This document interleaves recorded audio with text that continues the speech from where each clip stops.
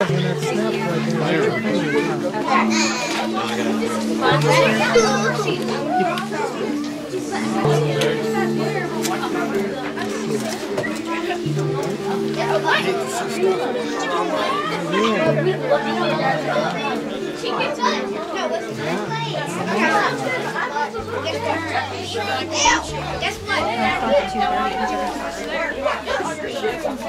you hurt your hand? Let me see. What happened? He snapped the stick. What was playing with? Did you scratch your hand? Okay. On what? All right, yeah, go ahead. Did you fall? Alright, everybody, we want to talk a little bit about photography. He snapped the stick. He went like that and had his arm. As I said, Ron and I like to do a little storm chasing, take pictures of the clouds, rainbows, tornadoes if we ever get them. Yeah. We've taken watching YouTube. But Ron's going to talk more about the DSLRs and kind of old school photography. I wanted to just talk briefly about your point and click cameras. If you guys are looking to take pictures of the clouds and stuff, you can actually do it with a point and click Little fellow there hurt himself. This is a Kodak Z990. This has a 30x zoom on it, which is pretty nice, but it also does 1080 HD video. So you can either take some snaps with this at 14 megapixels, or you can go ahead and take some high quality video with it as well. Now, a lot of times what Ron and I are trying to take pictures of is lightning, and that's a whole different story, because lightning is very quick and you have to leave your shutter open for a long time so that you can capture it. Ron has some details on the settings on that. But a lot of times I'm too lazy to do that with my DSLR, so I just leave my HD video running, and then I can capture out the strikes afterwards. Another camera that Ron and I have been playing with recently is this GoPro camera. And this comes with a special protective case where you can put it underwater, or you can leave it out in the rain, or anything like that. And Ron's put his underwater and filmed some trout, and left it out in the rain. You can attach it to your car and stuff, so Ron will drive around with this camera on top of his car, and it captures. Now that's the black, okay? The black captures 240 frames. Now think about this, okay? Yep. 240 frames a second. Yeah, it does slow motion. Unbelievable, okay? It's phenomenal, okay? It also does 4K video, which is the highest resolution. Right.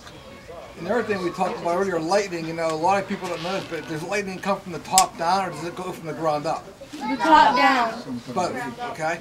You've got positive and negative strikes, okay?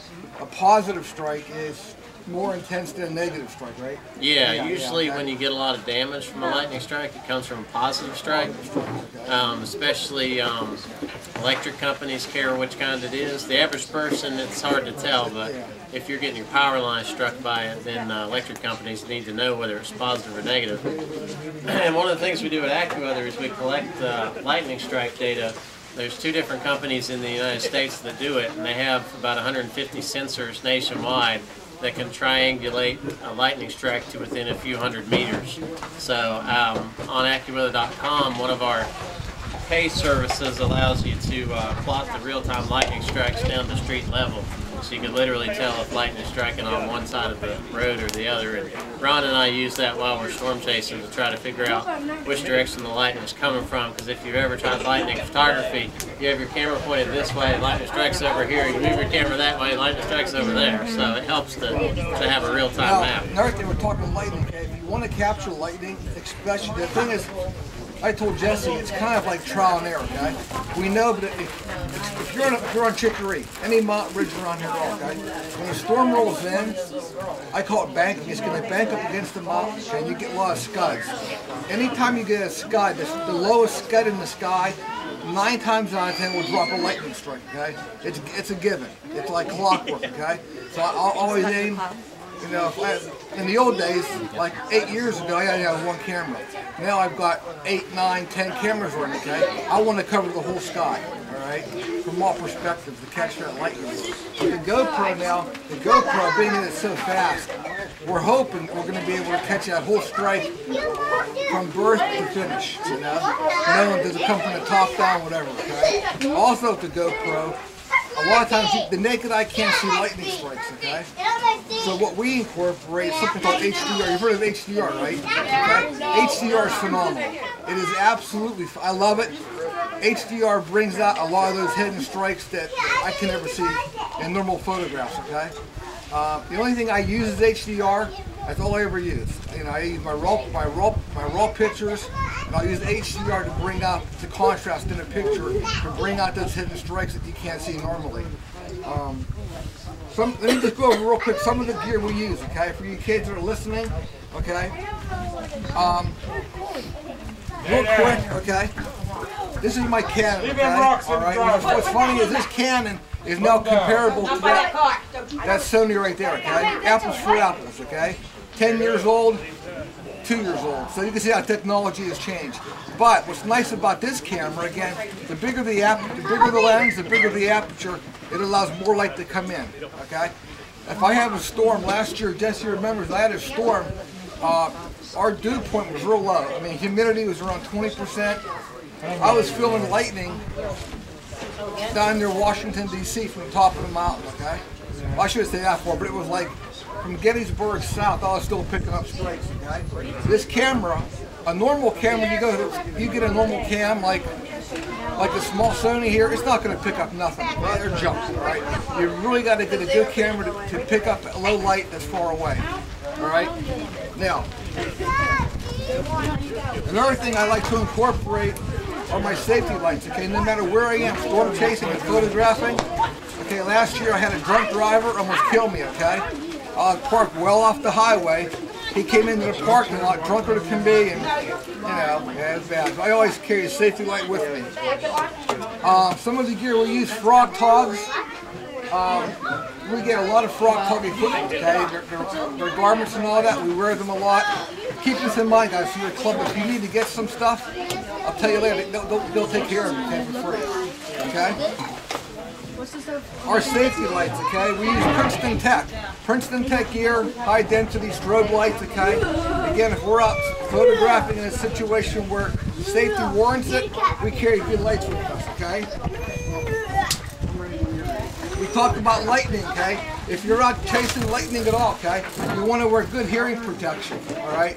These headphones allow all the noise to be blocked out, the loud noise, but normal talking, you can hear people talking with these. But the real loud amplification noise that blocks them out, okay? Okay, from Life, that's from Lifeline. I don't know if they make it anymore, but we always carry with us, you know, flashlight, safety light. This is rechargeable on the back. Crank it up. We've got a weather radio on here, okay? A lot of times we carry a weather radio with us. Okay. Here, I brought down the egg timer. It's still working. Oh, that's cool. Yeah. Oh, no, I turned you it turn on. up, okay. I thought you wanted to pass around. So this is pretty neat what Ron's got here. He built this little camera rotating thing from egg timer, and so he can set his camera to automatically take a picture every few seconds, and it slowly spins around. So then when you can put them together in a video program, and you have a 360-degree time lapse. Right. You know, now again, guys, you probably know more than I do. Have you ever seen the 360 devices they sell? They're like $1,000, okay? $1.50, okay? I'm not joking. It does the same exact thing, okay? I got a company now that called me up that has a parallel track, I'm talking about, $2,000. And then you put your camera on a track and you can navigate it up and down. Okay, I'm going to make one for like 20 bucks, okay? Out of PVC pipe. But again, it just, there's two avenues of photography, okay? You got people that are hobbyists who just want to shoot, okay? Then you got hobbyists who want to go to the extreme, and you know, they absolutely care about the delayed flash, they care about all the extras, okay? I look at it this way, you know, me and Jesse, we film storms, okay? That's what we do. all right? I film wildlife, all right? I don't care about creativity, but there's certain things I do, like with the GoPro, I can become creative, okay? It gives you, if you go to our website, you can see our videos are on Facebook and YouTube, all right? We also post them there, okay? Yeah, I'll get out the flyer.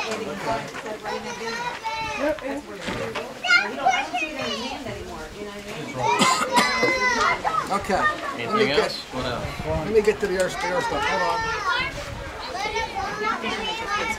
We should have had a barn. Yeah. Just follow it out there. Make a power. Okay, this recently,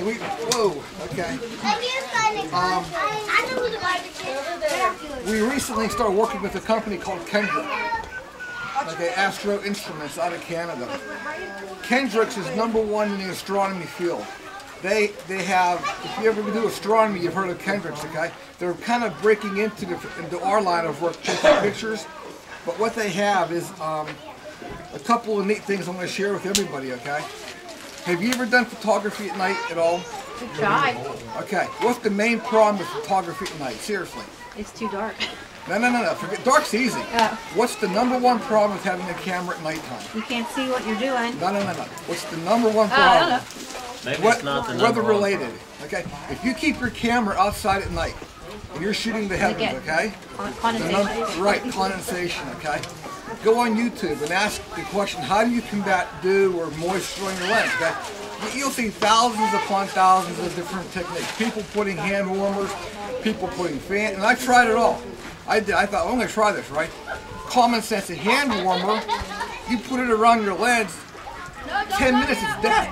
There's no heat there, okay?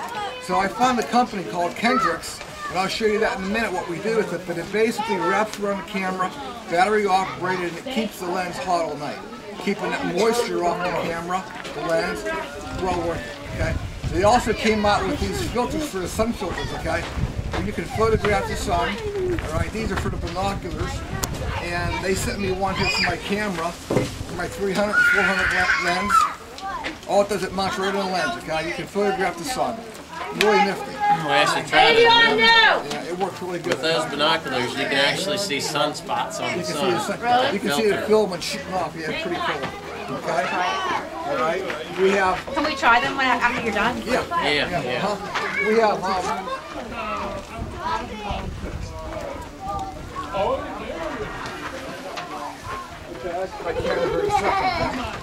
Here's what we have here. Watch behind you guys. People behind you.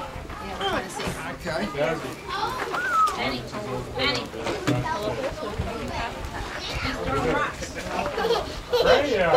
I always get you confused. How was that chicken? Pretty good, huh? Leave it. Got to find you later. Did you want anything else? Drink?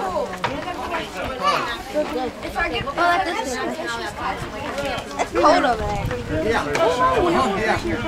Okay, what I do, folks. This smells good. Okay. Yeah.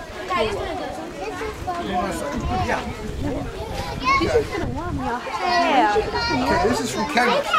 This is what I was telling you about the nighttime photography, okay? Wraps around the lens, okay? And then from here, it also comes with a sock that you can wrap. This goes over the housing of the camera, I guess, to keep the water off the camera, okay? Back away a little. From the element, it comes down to a microcontroller. You can set it in 5 positions from like low to high heat, okay? From there, it plugs into a battery, real simple. Battery lasts all night, okay? And then you can recharge it with a wall plug. Too bad. I don't last all night. I know. Okay? But Yeah. this is absolutely the best invention I've ever seen. You have no idea how much I love it, okay? Only because I've gone up, watch behind you, buddy. They can't see, okay? Thank you. Thanks. The problem is, though, I said, I've had this camera on a lot at night. I do a lot of night photography, a lot. And it really is not that difficult. The problem is, I don't want my camera to get Oh, we're going fishing! I've already woken up in the morning. In the winter time, I've had this much frost on my camera. It just froze over. Yeah. And that's the real concern. We're trying to keep ice off the camera. Now, some of the settings I use, okay. Hey, they're going fishing! again, I tell people, you know, you can learn this camera inside out. I don't care about, you know, AV or, it doesn't matter to me, okay? I can accomplish everything I can accomplish here with, you know, my manual setting, and that's it. That's all I ever use, manual. I never use auto. I'll never use it. It's like, why, okay? Or I use sport mode, and I'll modify it a little bit. But when I'm shooting at nighttime, my goal is to make sure my aperture is as open as I can, full aperture, okay? Real simple, low ASA, okay? If I'm shooting a star trail, and it depends too on the situation. I'll shoot anywhere from 45 minutes to an hour and a half. But lately I'm thinking, now that I have my heater device, shoot all night. Huh? You'll shoot all night. Well, I could, no. Oh. No, yeah. Now you'll hear a lot about noise, okay? I don't care about noise either. I really don't. It doesn't faze me, okay? Because if you're shooting a night sky with your aperture open, you know, you're just leaving your aperture open, right? You can shoot the stars at night. I'm going to try shooting. I've never done it before, but guys are shooting 100 ASA, shooting 2-3 hours with a clip. Just leave it open, okay? Now that I have this gizmo here to keep the moisture off my camera, I'll do that. All right? There'll be a lot of noise, sure, but it doesn't matter because there's going to be noise anyway, okay? There's no way to eliminate it. You know, everybody has their own little ways of doing it, okay? A lot of people are doing now, which I tried doing this, Jess. If we're using panorama, okay? Either panorama or I'm using Pinnacle, Avid, where you can overlay picture, okay? You can take a half hour shot, go move the camera another half hour, and then you're stacking the pictures, okay? Why should you do that? The camera's in one spot and I just leave the aperture open, okay? A lot of people say, well, it reduces the noise. No, it doesn't. You're gonna get noise anyway. Anything past a minute, you got noise, okay? When I shoot lightning, this is really, it's like, when he shoots lightning, okay, point and shoot, sometimes you'll see a lightning strike, a big, we call flickering. People will pick up, and I know a lot of people do this, okay? They're trying to catch a lightning strike. You'll see a lightning strike, you take the camera, push the button down, okay? It takes roughly 1.5 seconds for you to push that button. It takes another second for the camera to respond, you pushing that button. Unless So then you missed it. So in theory, if that lightning strike's flickering, like you'll see the lightning, it'll strike and you'll see it like kind of fade away. Every strike's different. So a lot of times you get lucky. Then the problem, you said nighttime focusing. Okay? You know how bad that is? You know how frustrating that is? Ask him, okay? It's frustrating. Yeah, focusing is tough. It is a nightmare. It is a nightmare. That's why I take this out, okay? This is a 1 mile beam, okay? I will illuminate the area that I'm focusing on as far as I can, and I'll just focus that way. But once I focus it, you know, I actually use duct tape to duct tape my lens, because the problem that I'm running into with my Canon L, okay? All right, it's not tight. If you know the answer, tell me. I don't know the answer. But my lens is real loose, okay? And if I have it zoomed out and I'm in this position here, gravity's going to force it to close every time, okay? It's called wear and tear, I guess. You know, it's called go buy a new lens, but I don't have $400 to buy a new lens, you know? Your gaffer's tape that doesn't leave any of that residue. Oh, it does. It does. Gaffer's tape does. Oh, gaffer tape. Okay. Yeah. I never thought about that. Okay, that would work. Yeah. That's an idea. But on lightning, I'm shooting. Daytime, it's tough. It really is. Okay. Where's my timer? Okay. And I actually thought about this. I'm still old school. I'm still.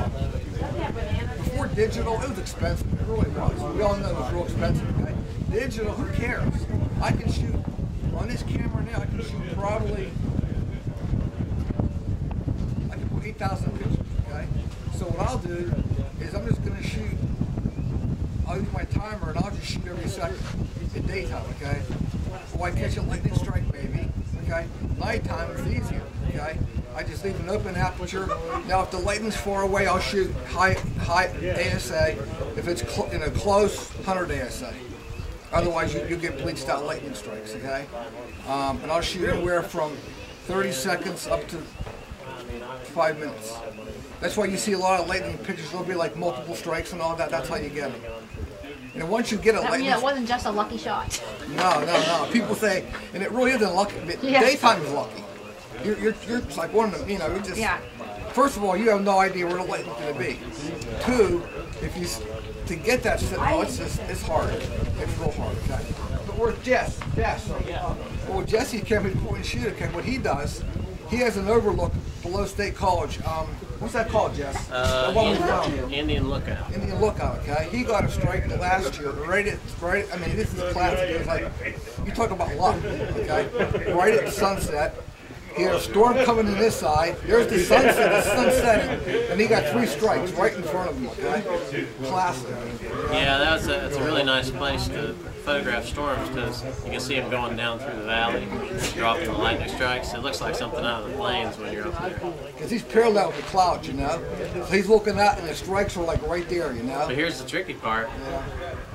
The tricky part, for me and Ron both, is at what point do you leave the house, depending on how long it takes you to get to the lookout. Yeah. Because a lot of times you leave the house, go up to the lookout, and then the storm's like awesome at your house. So you have to make that decision, and you just have to watch the radar and take your best guess. Now I'm working on getting permission from Burroughs State College to photograph storms this summer from the top of their parking deck because it's the best view in town. It's got a 360 view of State College and the mountains around it. Also has free Wi-Fi, which is good. So I'm trying to get permission from them to film up there because no matter which way the storm's coming from, that's a good spot to see it. And it's close to the house too because I live just outside of downtown. So. A couple more gadgets I want to show you guys. And then I'm going to show the kids this too. This is kind of important.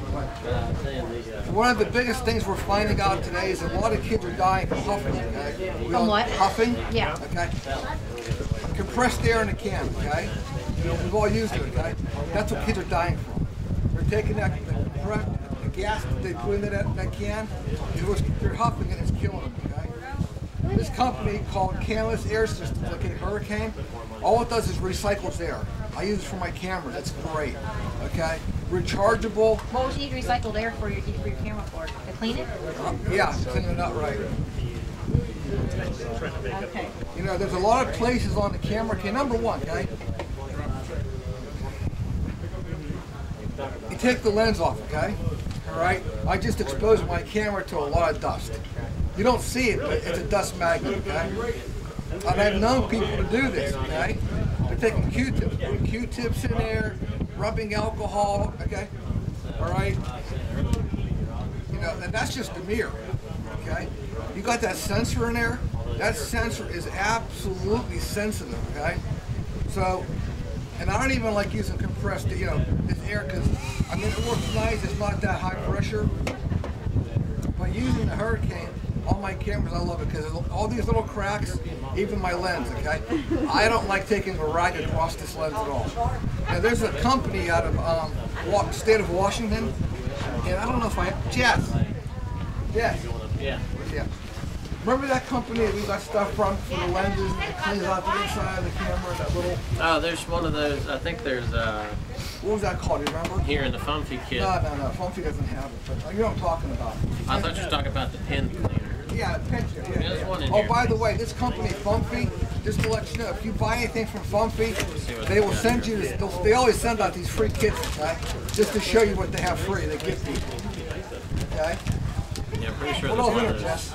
Well, we got a memory card case, cleaning starter kit with a mini tripod, memory card reader, remote control for the Canon DSLR. That's your cleaning pen you're talking There you about go, there. okay? These cleaning pens are awesome, okay? They're carbon-based, okay? This is brand new technology. The carbon-based pen, the brush on one end, and this one has carbon, okay? And all you do is you basically, you rub your lens with it, okay? And you can also clean, they have a cleaning kit now for the sensor itself, okay? Remember before how hard it was to clean that sensor, guys? You with me at all? It was a nightmare, right? Okay? These pens they came out with, you can do it yourself. They come with a magnifying glass, you open it up, and you can actually go in it with this carbon pen, real soft like, and it's just like a magnet that just takes all that dust off. It works really great. You know, and it saves a lot of money. If you send your camera out to get cleaned, downtime you're talking 2 weeks, 10 to 2 weeks, if not longer. it's going to cost you around $100 wants to recycle. to get your camera cleaned by Canon or Kodak or whoever. And everything, where's it at? I have, hold on a second, I'll find it here. It's getting chilly, isn't it? This product, man, it's another, yeah, well, you gimmicks, okay? Your product, okay? This product here is from SMP, okay? We just got this in the mail last week, okay? SMP is a product that we apply to our lenses now. Okay. With the GoPro, with my camera, another problem, I'm shooting in the elements, okay? If I get rain, rain sticks to my lens, right? How do I keep the rain from being on my lens? You can use Rain-X. Rain-X, I didn't know this, Rain-X is a wax, and that wax will build up on your lens, and it causes a lot of distortion when the sunlight hits it. So SMP came out with a nanotechnology product. I don't know exactly what the product is, but it's kind of like if you take charcoal and pulverize it. I mean, pulverize it to a microscopic level, okay? You're applying it to your lens. When it dries, you wipe it off, you have zero refractivity. It's not going to be, the sun's not going to refract it, and it's absolutely waterproof. Drop of water hits it, it beads right off. It can be used on carbon, carbon, we use it a lot because we're storm chasing, but I love it on cameras, okay, because it keeps that camera lens clean. As far as the dirt and all that goes, dirt and dust won't stick to your lens with it applied. Okay? And you can use it on your car too, right? Car, yeah, you can use it on your car, yeah. Okay. What else, Jess? What else? I think you covered it all. I'm working on putting together some handouts for these folks here. I should have brought business cards, not paper.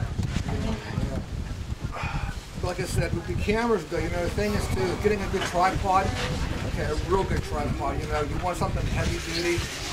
Even these are cheap. I mean, what I end up doing up on the mud with the windy out, I have to bring bungee cords and bungee everything to the guardrails. But yeah, when you photograph, anything like the point and shoots are nice. You can stick in automatic mode. But if you put your camera in auto mode, have you ever noticed you shoot the cloud in the sun and it gets bleached out? You know what I'm saying? Yeah. Okay. I haven't noticed yet. Okay. Okay. I'm pretty amateur. Huh? I'm pretty amateur. Okay. Okay. The automatic mode, it doesn't compensate for the sun, okay? If you're shooting like nighttime, okay, or evening, all right, if you photograph the sunset, okay, the camera's going to focus on the sun. You'll get the sun, but everything in the foreground is all black. That's the problem with auto mode, okay? That's why I use manual, okay? I'll lower the ASA, I'll crank the ASA low, I'll play with it. And we had him sing that all the way around. So, Just go around and sing that. That was Spray Center, but I'm not over there right now. I can't think what else, Jess. They're going to have a cleanup day. I think that's about it. Okay. I'm make everybody a little packet of some of the stuff that I talked about, including weather maps and That would be awesome. stuff from the Johnstown floods and the 1985 tornado. Hey, also, feel free to go to AccuWeather and create your own free photograph. All the pictures you take, you can post them on AccuWeather, okay? Yeah, if you go directly to on the web to photo.accuweather.com, no www, then that will take you to the AccuWeather.com photo gallery, which is where Ron and I upload all of our stuff. I know I posted a photo for Weather Underground on their site.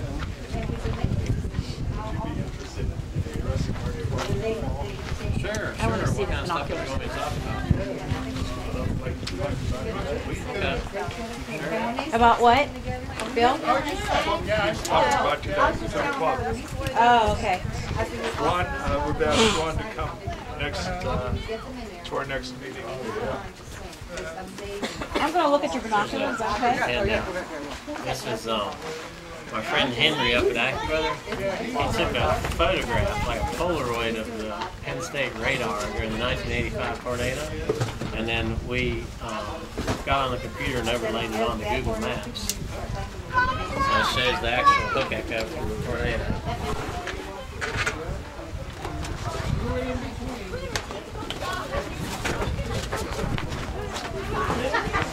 What's the name of that wrench we can zoom on?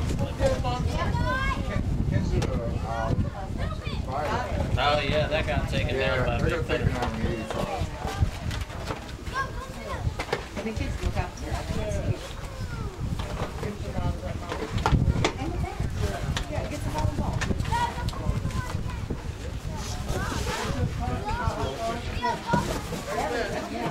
I'm working on it too.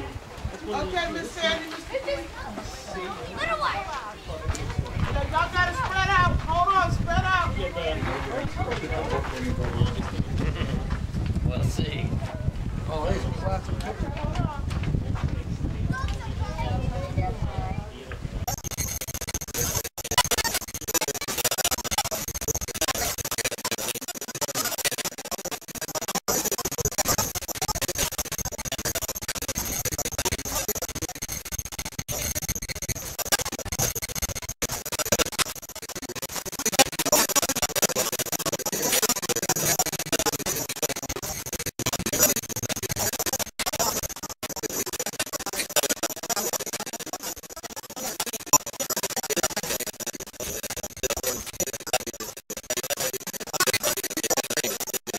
Drop it out.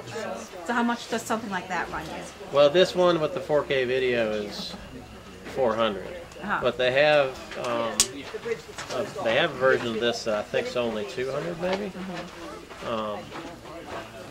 And obviously the waterproof ability is nice for me and Ron too, because that way we can just attach it to the tripod or the car or whatever and stay safe and just let it sit there. Oh, yeah. But yeah, it's pretty neat. So how do you two get? I mean, you're from up there. He's from over here. You two got to get. We met from the AccuWeather photo gallery. A few years ago, he was uploading weather pictures and said that he was interested in taking my photography and chasing stuff. So he found me and called me up at AccuWeather. We kind of tag team the storms now. They get down here at Johnstown, he gets the video, and then they go to State College, and I take the video. His spot on Chicory Mountain puts me on the shade for the most part. Unless I can get on that part.